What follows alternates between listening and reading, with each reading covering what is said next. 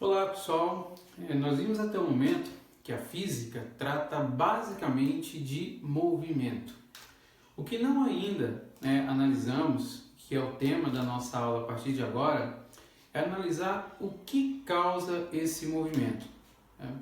E a ideia da causa desse movimento está associada a um conceito que nós vamos lidar aqui durante todo esse período, que é o conceito associado a uma força que provoca uma alteração no estado do movimento de um objeto, seja ele uma partícula, seja ele um ônibus espacial, seja ele um planeta ou um aglomerado de galáxias.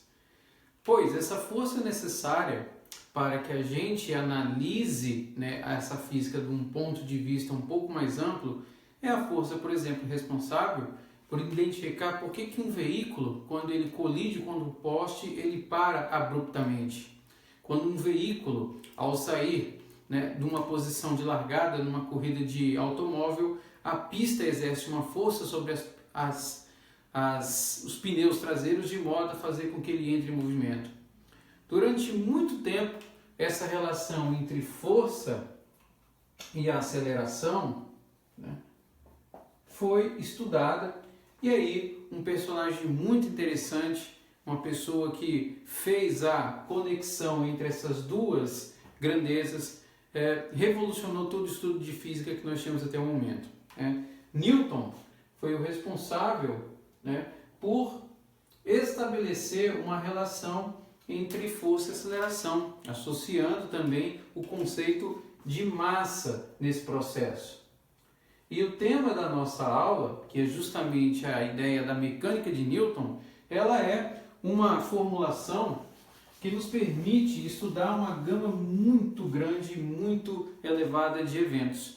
Eventos que envolvem estudo de estruturas quase atômicas até grandes galáxias. É claro que dentro desse contexto, a mecânica de Newton, vamos chamar assim, ela tem limitações. Que limitações são essas?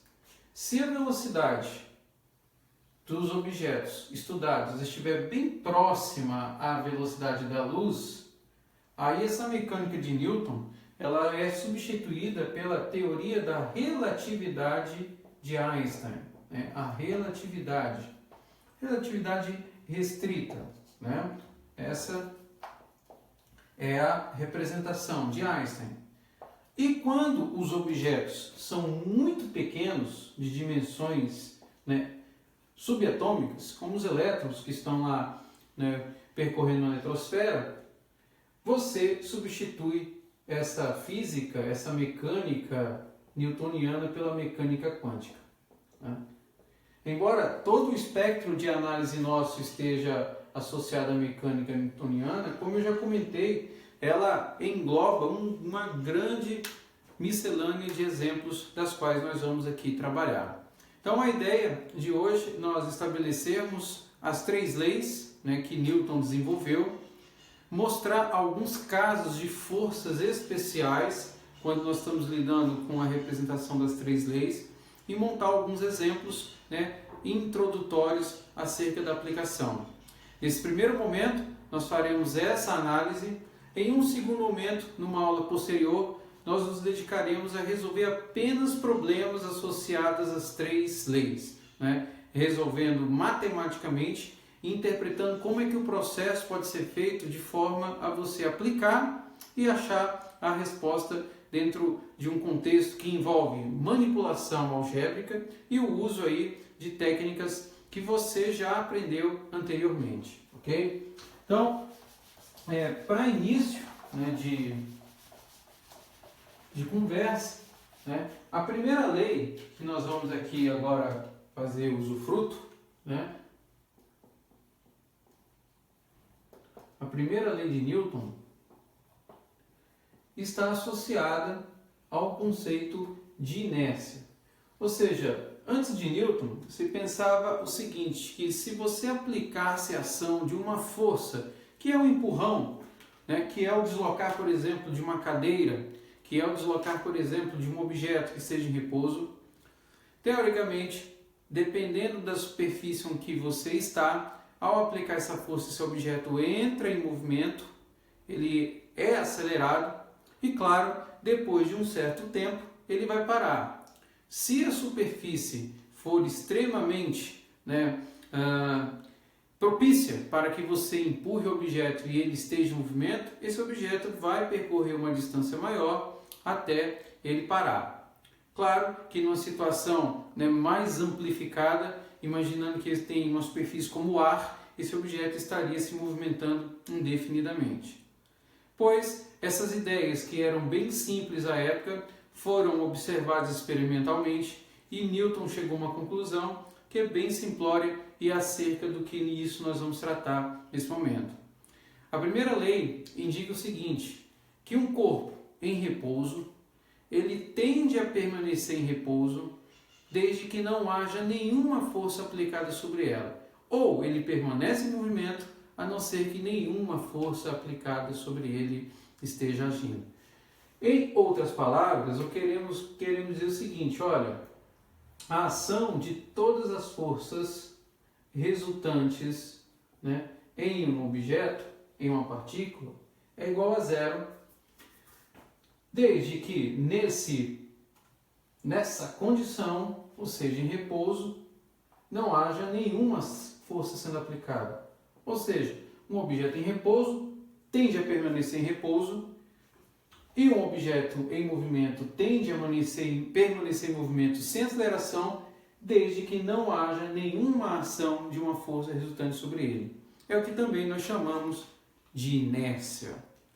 Essa ideia, que é primária, ela era fundamental para que a partir daí se pudesse realizar de maneira mais consistente a relação entre o que nós comentamos agora há pouco, entre força, entre massa e aceleração.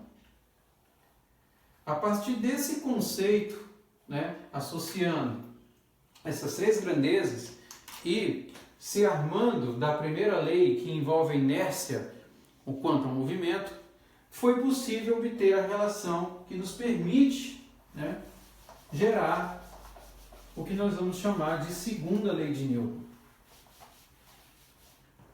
Então, na segunda lei, o que eu tenho basicamente é uma representação que envolve a relação entre força, massa e aceleração. E Newton chegou à conclusão de que a resultante das forças aplicadas em um objeto, em uma partícula, é o produto da sua massa pela aceleração. Nós temos que tomar muito cuidado quando analisamos essa segunda lei, porque normalmente alguns podem confundir simplesmente pelo uso dessa expressão, de forma mais simplificada, que indica, na verdade, o módulo da força aplicada. Mas estamos trabalhando em um contexto vetorial.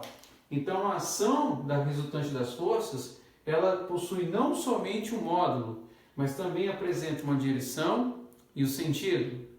Se nós estamos trabalhando em termos vetoriais e num ponto de vista bidimensional ou tridimensional, há de se levar em consideração as resultantes das forças em um eixo X horizontal, um eixo Y vertical e também um eixo Z espacial. Então, para que essa ação seja aplicada da melhor forma possível, devemos analisar o problema com muito cuidado, a fim de que você possa executar as contas com correção. Nós vamos agora aplicar um exemplo do uso dessa segunda lei em um objeto, no caso uma partícula, que se move em uma direção, considerando que nós conheçamos aí a ação de duas forças, conheçamos, por exemplo, a ação da aceleração e queremos achar uma terceira força envolvida sobre ele. Essa que é a ideia que nós vamos usar agora num exemplo que eu separei aqui para que nós possamos executar. Então, a ideia é a seguinte, exemplo 1. Em um plano superior, ou visto de cima, como queira, em um plano superior,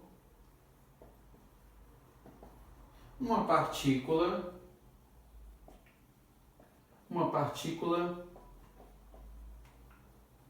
locomove-se sob a ação de forças, locomove-se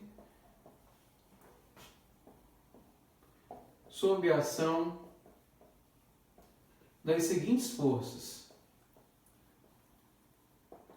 Então, digamos que eu tenha o seguinte, nós temos uma partícula, digamos que ela esteja aqui, em um eixo cartesiano, nós vamos delimitar o eixo cartesiano, o eixo de coordenadas x e y, e sobre essa partícula que está sendo vista de cima, você tem a ação de uma aceleração que ocorre nessa direção, que forma com o eixo x um ângulo aqui de 50 graus, que eu tenho conhecimento de uma força F, uma outra força F, vou definir aqui essa força F2, e aqui eu vou definir uma força F1, essa força F1 forma com um eixo, em relação a x aqui um ângulo de 30 graus, e eu quero, a partir daí, o objetivo é determinar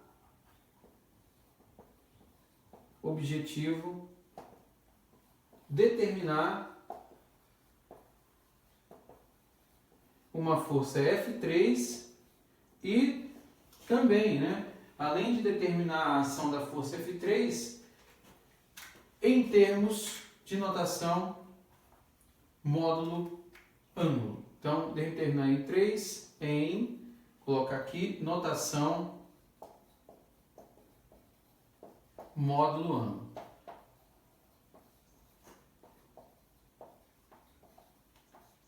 Ou seja, eu quero, na verdade, encontrar a ação das forças resultantes que faz com que essa partícula descreva o movimento conforme o que está sendo dado. E aí você observa o seguinte, que o problema aqui é de um ponto de vista bidimensional. Então não faz sentido eu trabalhar com a segunda lei resolvendo apenas pela equação F igual a M vezes A. Eu tenho que tratar com o fato de que eu estou trabalhando com mais de uma força envolvida e eu quero determinar uma terceira.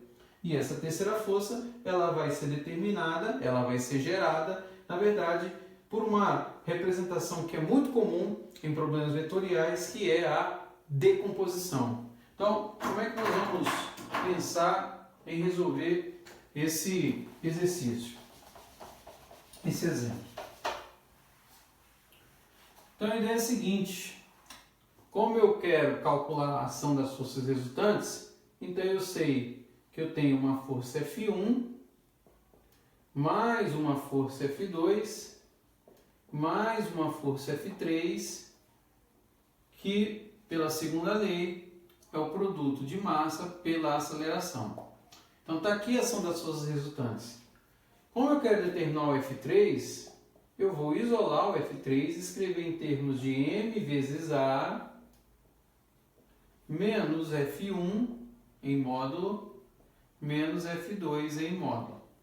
E aí que vem a questão que envolve a decomposição. Nós estamos trabalhando em um plano bidimensional de eixo x e y. Então é necessário que eu faça a decomposição dos meus eixos nas representações que nós já conhecemos. Claro, quando eu faço a decomposição do A e do F1, F2 em relação ao eixo x, nós trabalhamos com representação em cosseno e no eixo y com representação em seno. Então, do ponto de vista dessa decomposição, nós temos o seguinte, olha, que o nosso f de 3 na direção x, ele vai ser escrito como m vezes ax, vamos colocar aqui primeiro, ax, vamos apagar por enquanto, menos f1x menos f2x. E aí realizamos a decomposição. Então a nossa expressão em f de 3x vai ficar m a cosseno de 50 graus. E aí um detalhe interessante sobre o f1, e aí nós vamos voltar a desenhar ele aqui para mostrar um processo bem interessante, que é o seguinte, olha, eu estou decompondo o meu eixo em termos das coordenadas x e y, eu tenho o vetor de orientação em A, que está aqui, que eu já decompus ele, tenho o vetor de orientação em F1, que está aqui, e tenho o vetor de orientação em F2. Eu sei que esse ângulo aqui é de 30 graus.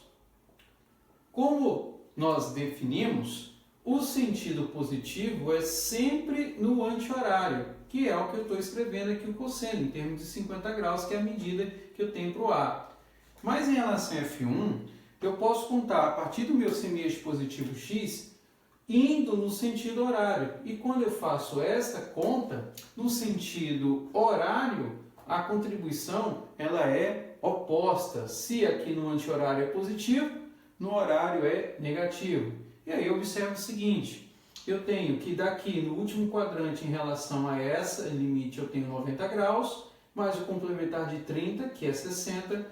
Então eu tenho que nesse ponto a minha contribuição vai ficar escrita como menos F1 cosseno de quanto? De menos 150 graus. É isso que eu tenho.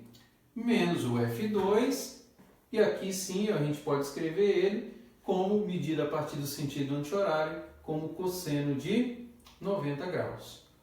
Para nomenclaturar, eu vou mencionar aqui que o módulo do meu F1 é conhecido, o módulo do meu F2 é conhecido.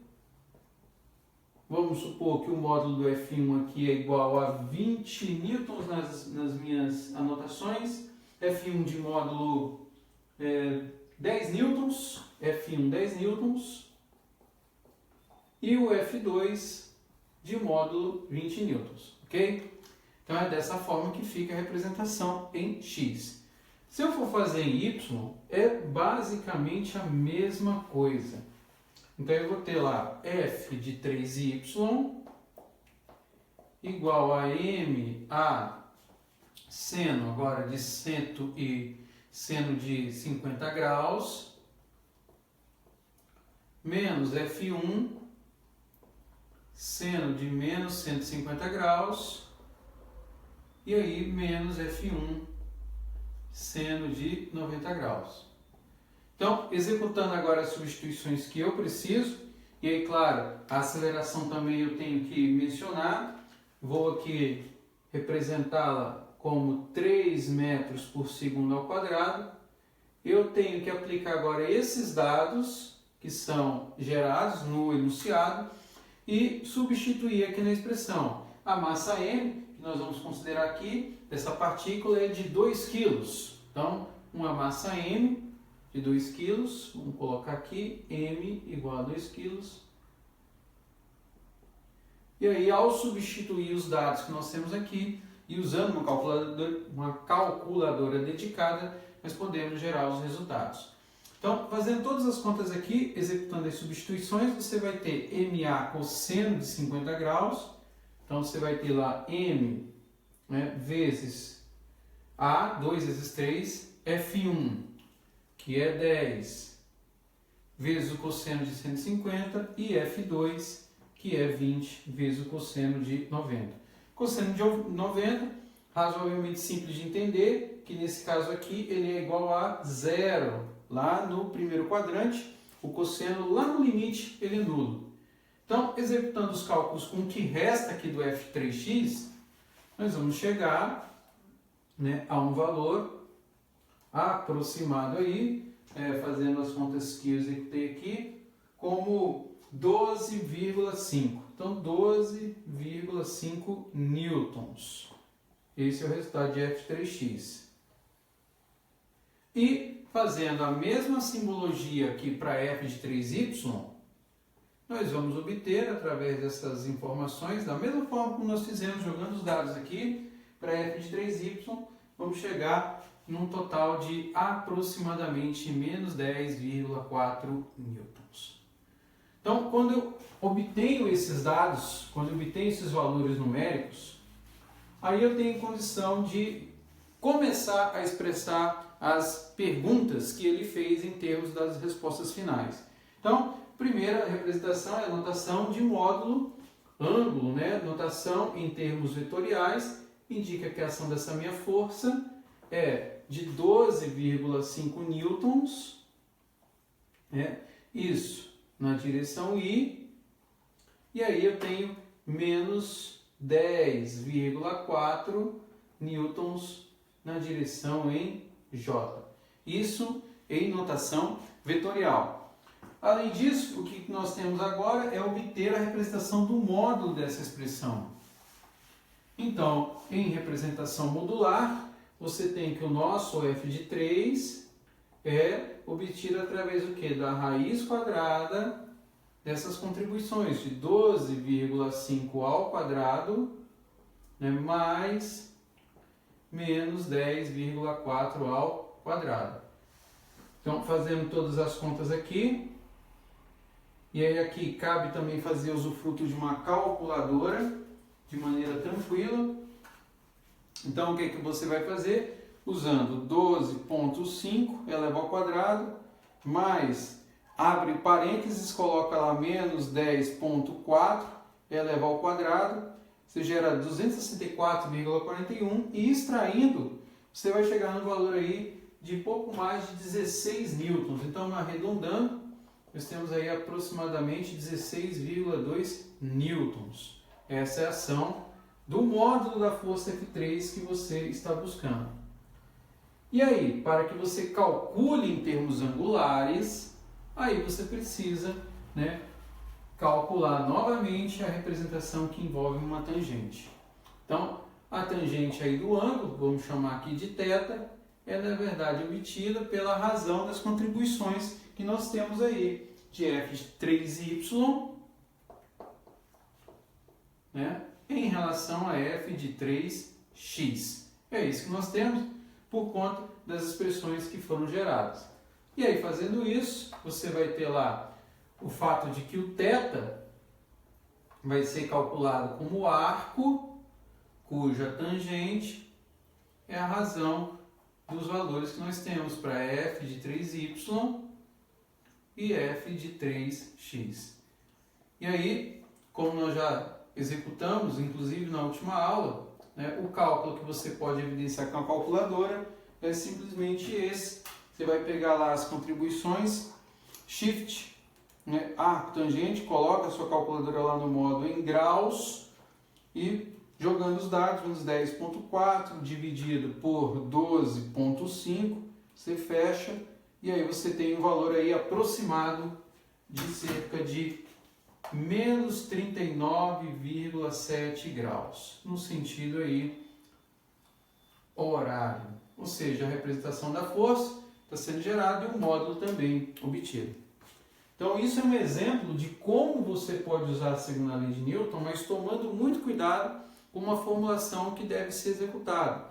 Sempre levando em consideração que, dependendo da quantidade de eixos envolvidos, no caso, uma representação bidimensional, é fundamental que você faça a decomposição. Decompondo, não tem muito mistério e você executa o exercício com correção.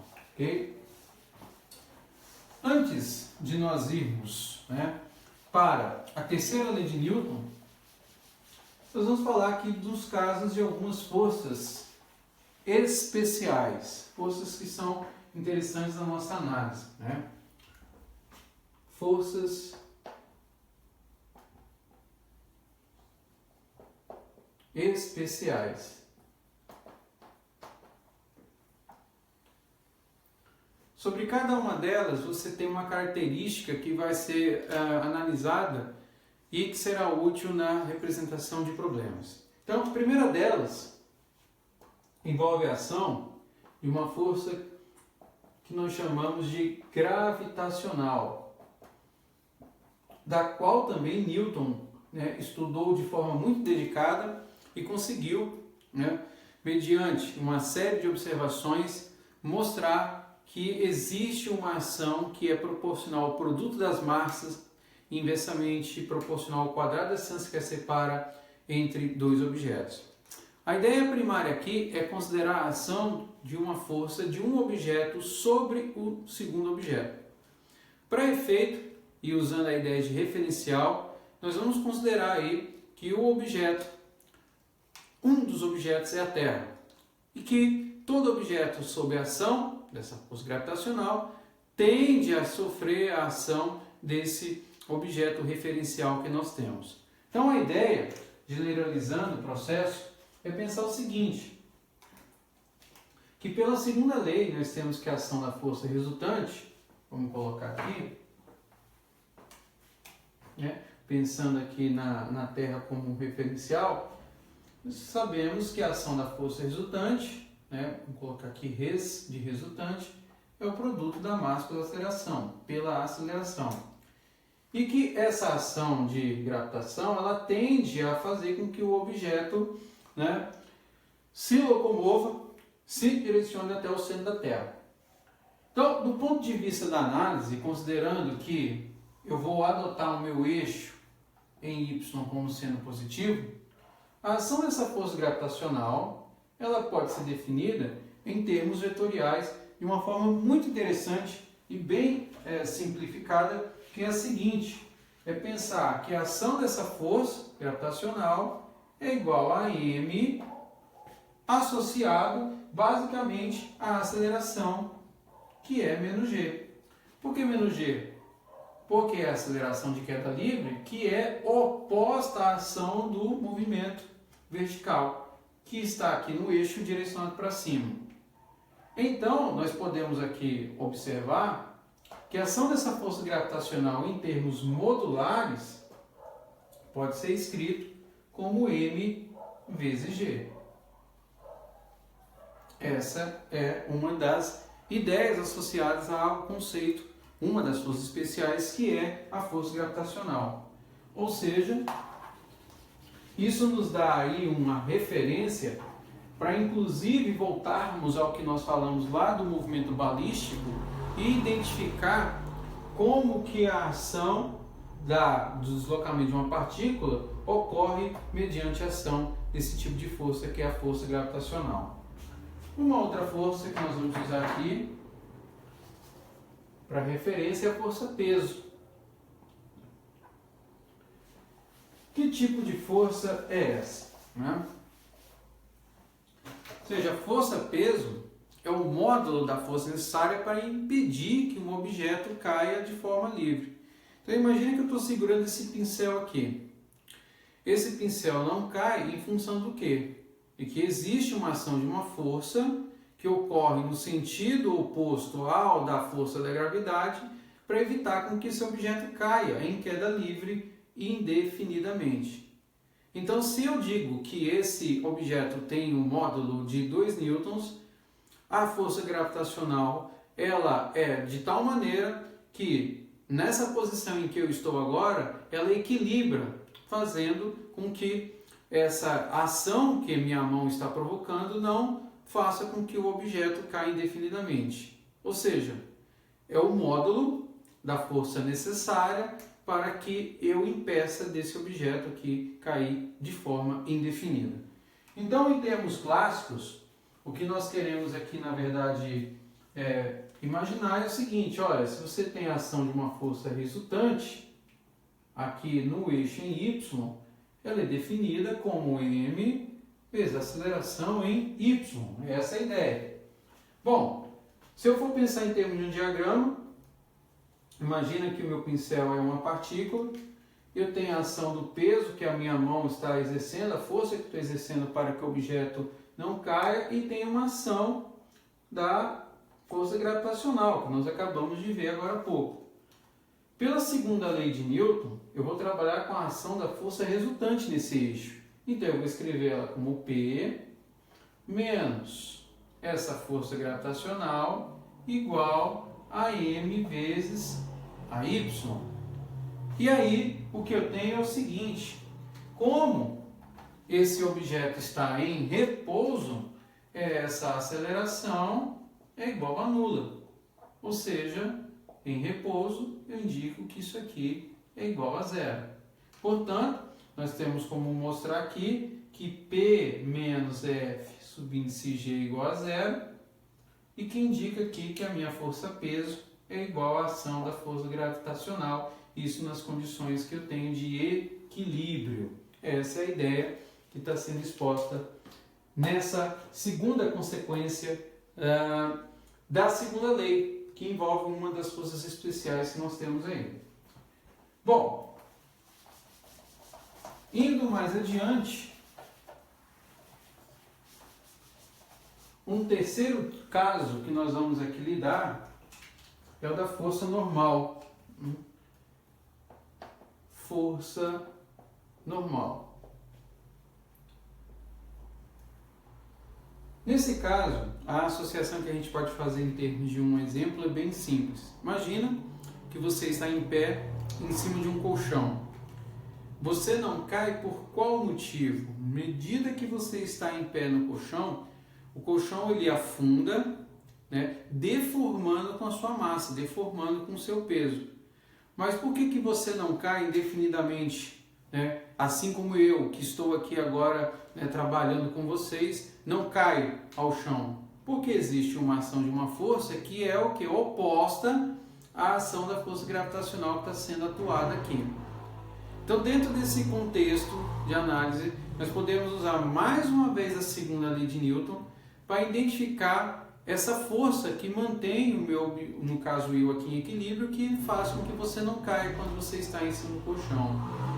Essa força é uma força que a gente configura como sendo normal. Aí o normal é um termo matemático que tem a ver com a ação de uma força que é perpendicular, né? E aí, como é que isso vai funcionar de um modo geral, né? Essa é a ideia que a gente vai agora explorar aqui. Então, a ideia é pensar aqui na força resultante, mais uma vez em Y, em termos da massa vezes a aceleração. Essa que é a ideia. E aí, trabalhando isso, de um ponto de vista da análise de um objeto, mais uma vez, você tem a ação dessa força, que nós chamamos de normal, e da força peso, né? Que é o peso devido à ação do seu corpo. Então, trabalhando aqui na nossa equação, nós temos que a força normal menos peso é igual a m vezes a. Mas nós sabemos que a ação da força normal aqui pode ser escrita como peso em mg igual a m vezes a. Então, a força normal, que nós vamos definir aqui, é igual a massa vezes aceleração mais m vezes g. Em outras palavras, se eu quiser aqui deixar de forma elegante matematicamente, a massa pode ser compreendida como ação da aceleração mais a gravidade. Nas condições em que o objeto esteja em repouso, nós não teremos aceleração. Então, nesse caso aqui, mais uma vez com o objeto em repouso, o que nós temos aqui é que a ação dessa força normal, ela se reduz ao produto da massa pela gravidade. Ou seja, nessas condições, ela será igual a força peso. Essa é a ideia que nós temos aqui associadas à força normal. E aí nós falamos de força gravitacional, força peso e força normal. Existem mais dois casos de forças que nós vamos também listar. Uma delas nós nos dedicaremos a falar um pouquinho mais adiante, nos próximos capítulos, que envolve o conceito de atrito. E esse atrito ocorre em que condições? E aí na nossa fala inicial nós fizemos essa observação. Quando você tem um objeto qualquer de massa m e você aplica a ação de uma força, por exemplo, você empurra uma caixa, aqui no caso, se deslocando, fazer um objeto um pouquinho, a pessoa um pouquinho mais inclinada a empurrar aqui. Quando você aplica uma ação de uma força nesse objeto, essa ação da força, ela é contraposta pela ação de uma força de atrito, que está associada à rugosidade, que está associado ao contato entre a superfície da base da caixa e a superfície do solo, do ambiente no qual você está aplicando aqui a força e fazendo com que o objeto entre em movimento. Sobre esse atrito, que nós vamos trabalhar de uma maneira mais dedicada, ele está associado, né, de forma diretamente proporcional à ação de uma força normal e a algo que nós vamos estudar com um pouquinho mais de detalhes, que é o coeficiente de atrito. Esse coeficiente de atrito, né, ele nos dá uma medida do quanto a superfície no qual você está aplicando a força é rugosa ou não. Por exemplo, a ação para você aplicar e movimentar um caixote de massa M é muito menor se a ação for um piso, né, extremamente liso, e será um pouco mais complicado se o chão for se a superfície for um pouco mais áspera. É um tipo de força que nós vamos trabalhar de maneira mais dedicada mais adiante. Um último caso, né, que está aí agora associado a mais de uma força especial, essa sim nós veremos na forma de exemplo, é o conceito de tração, né? E a ideia associada à tração está, né, de forma muito simples conectada à ideia para fazer a associação de movimento em uma condição específica. Digamos que eu tenha uma polia, né? Essa polia está presa a dois objetos, né? Um de massa M grande, outro de massa M pequeno, e nas condições que nós temos associadas a esse sistema, que é o que nós conhecemos aqui, nós vamos analisar a atração em termos de uma associação direta com a força, né? Tração associada à força, e que por sua vez também está associada à massa e à aceleração, considerando também a ação da gravidade. Esse caso nós vamos lidar inclusive com uma forma de exemplificar o uso da segunda lei, e nessas representações, mais uma vez, vai ser necessário que a gente use aí alguns conceitos algébricos bem interessantes. É o que a gente vai fazer no exemplo agora, né? Vamos montar um exemplinho aqui e como nós podemos fazer usufruto disso. Então, exemplo.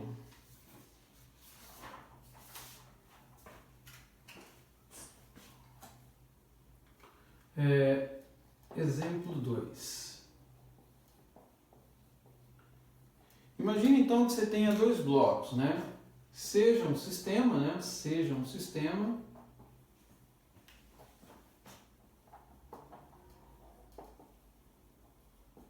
onde você tenha dois bloquinhos. Nós temos um bloco M grande, de massa 3,3 kg, e nós temos esse bloco preso a uma polia, né? Vou colocar aqui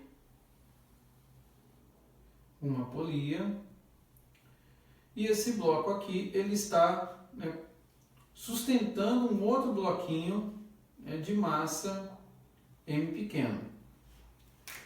Essa massa M pequeno é da ordem de 2,1 kg. Então, num problema como esse, eu vou determinar duas coisas. Primeiro, a aceleração, né, do sistema, envolvido.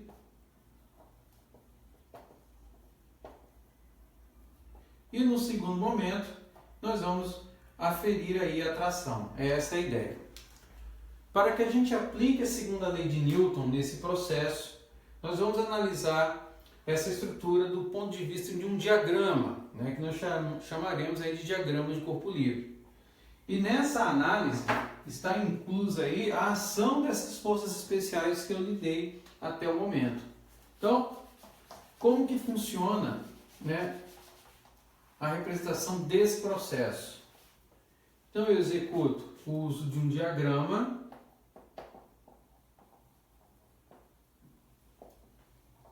de corpo livre, e nessa ação eu analiso cada bloco em especial. O primeiro bloco aqui, de massa M, eu tenho uma força normal associada acima e uma ação da força gravitacional para baixo. Aqui é o caso do tipo de força normal que eu estou lidando. Como o objeto está em repouso, não tem aceleração. Logo, a aceleração é nula, então a ação da força normal é igual à ação da força da gravidade. O que implica dizer que nesse caso aqui, essas forças, como estão na mesma direção, mas em sentidos opostos, elas se anulam. No entanto, você tem uma força que é devida ao que? À tração do fio. Então, dentro dessa conjuntura, essa é a nossa primeira equação. T é igual a m vezes A. E aí, como ela só está ocorrendo em relação ao eixo x, você tem ela descrita dessa maneira. Essa é a primeira forma que nós temos. Num segundo momento, nós temos aí agora a ação da força atuada sobre o bloquinho de massa M. Então, você tem uma ação devida à tração e uma ação devida à força gravitacional que ocorre nesse bloquinho aqui, correto? Bom, pela segunda lei de Newton, nós temos que T, em relação a considerar o eixo positivo y para cima, menos Fg é igual a m vezes A. Nesse caso, o bloco está acelerado.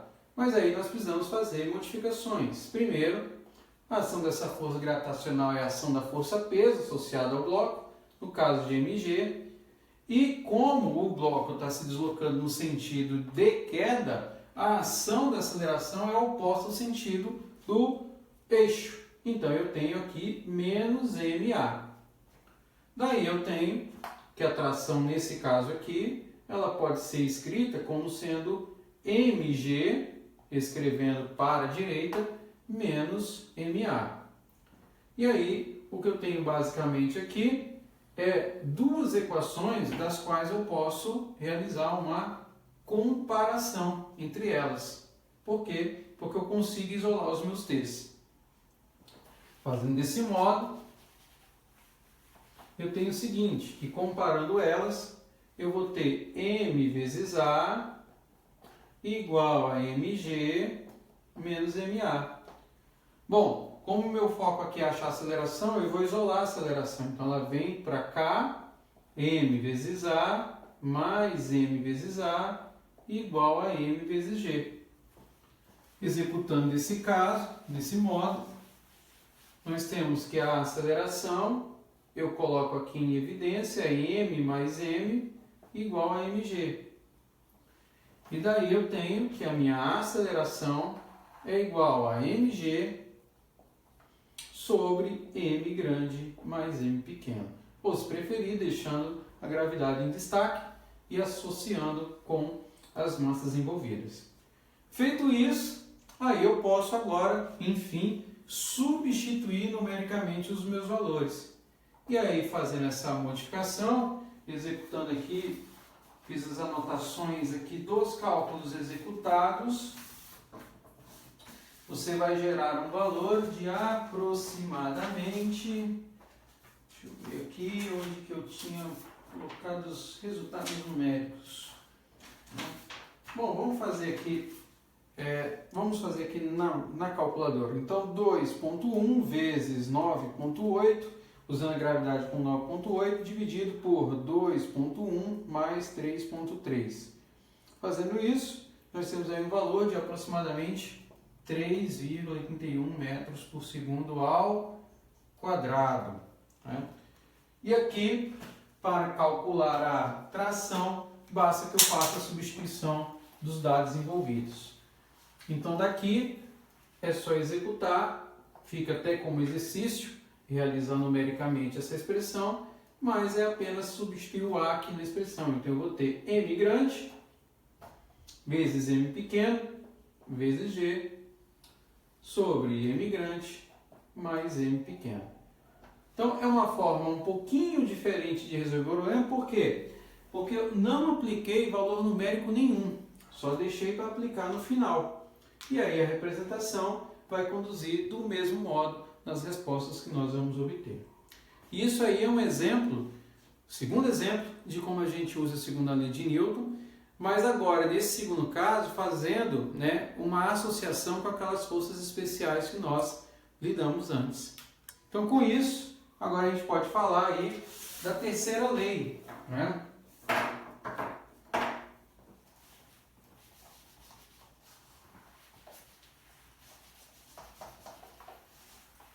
Da terceira lei de Newton.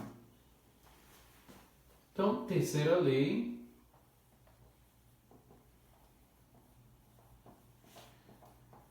é uma representação bem interessante, pensar da seguinte forma: imagina que você tem um livro que está apoiado em uma caixa. Então, imagina um livro L, uma caixa C. Essa terceira lei, ela fala basicamente de ação e reação. Ou seja, o livro está provocando uma ação de força nessa caixa, que de forma oposta também está aplicando sobre o livro. Ou seja, para toda ação existe uma reação que ocorre no mesmo modo, na condição de equilíbrio, mesma direção e sentidos opostos. O que está sendo representado nesse caso aí é o seguinte, que existe uma ação vetorial da ação da força que a caixa exerce sobre o livro e existe uma ação de força vetorial para a ação do livro sobre a caixa. É isso que está ocorrendo nessas condições. Para que a condição de equilíbrio seja mantida em módulo, eu tenho que meu F de CL em módulo é igual a FL de C. Isso em condições modulares, para que essa, condição de igualdade se mantenha. Mas em termos vetoriais, o que nós temos aí é que F de LC é, na verdade, menos F de CL. Isso indica o quê? Que você tem o mesmo módulo, a mesma direção, mas os sentidos são opostos. Isso envolve a representação que contempla a terceira lei. E aí, para finalizar, vamos fazer um exercício, que eu separei aqui, que engloba aí agora o uso dessas três leis de forma mais evidenciada. Então, o exemplo é o seguinte, Exemplo 3. Imagina que eu tenho um balão de ar quente, um balão atmosférico, E esse balão, ele tem uma massa M, vamos colocar aqui, e suba devido à ação da força aplicada em termos da ação gravitacional. Então a ideia é basicamente o seguinte: ele desce verticalmente, com uma aceleração para baixo de módulo A, ele desce verticalmente, e aí o questionamento é o seguinte: olha, que massa, que eu vou chamar de M aqui, ou lastro, como queira, deve ser jogada para fora para que o balão tenha uma aceleração para cima de módulo A. Então nós vamos supor que a força vertical para cima do ar quente sobre o balão não muda com a perda de massa. Essa é a ideia que a gente vai explorar. Então, o proposto é o seguinte: você tem uma força que impele o balão para cima, que é a força devida ao ar, e você tem uma ação de uma força gravitacional. A gente sabe pela segunda lei que a ação da força menos Fg é igual a m vezes A. Mas nesse caso, de acordo com o enunciado, como o balão desce verticalmente para baixo e a ação do eixo y no sentido positivo para cima, então eu vou escrever como menos ma. E essa é a condição que eu tenho antes de você soltar o lastro, antes de soltar o lastro.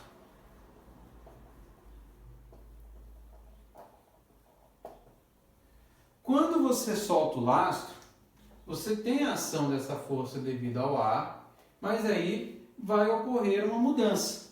Por quê?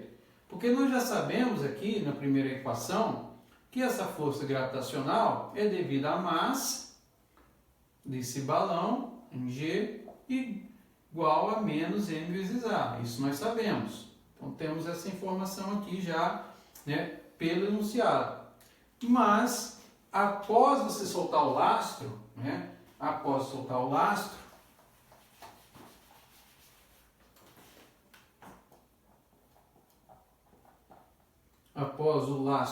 né, ser solto, vamos colocar assim,